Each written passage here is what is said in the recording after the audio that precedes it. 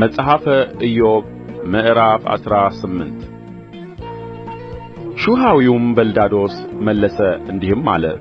እስከ መቼ ቃልን ታጠምዳለህ? አስተውል፣ ከዚያም በኋላ እንናገራለን። ስለ ምንስ እንደ እንስሶች ተቈጠርን? ስለ ምንስ በዓይንህ ፊት ረከስን? ቍጣ ወርሶሃል። አንተስ የሞትህ እንደሆነ ምድር ስለ አንተ ባድማ ትሆናለችን? ወይስ ዓለት ከስፍራው ይነቀላልን? የኃጢአተኛ መብራት ይጠፋል፣ የእሳቱም ነበልባል ብልጭ አይልም። ብርሃን በድንኳኑ ውስጥ ይጨልማል፣ መብራቱም በላዩ ይጠፋል።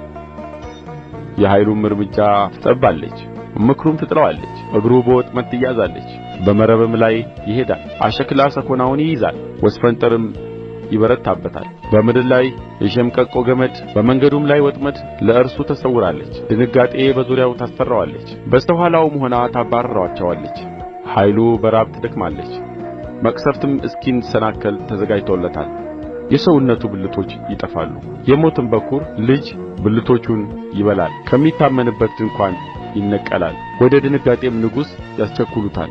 በድንኳኑ ውስጥ ለእርሱ የሚሆነው ይኖራል፣ በመኖሪያውም ላይ ዲን ይበተናል።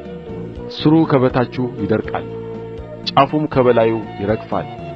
መታሰቢያው ከምድር ላይ ይጠፋል፣ በሜዳም ስም አይቀርለትም። ከብርሃን ወደ ጨለማ ያፈልሱታል፣ ከዓለምም ያሳድዱታል። ዘርም ትውልድም በሕዝቡ መካከል አይሆንለትም። በመኖሪያውም ውስጥ የሚቀመጥ ሰው አይቀርለትም። የፊተኛው ሰዎች እንደ ደነገጡ እንዲሁ የኋለኛ ሰዎች ስለ ዘመኑ ይደነቃሉ። በእውነት የኃጢአተኞች ቤት እንዲሁ ናት፣ እግዚአብሔርንም የማያውቅ ሰው ስፍራ ይህ ነው።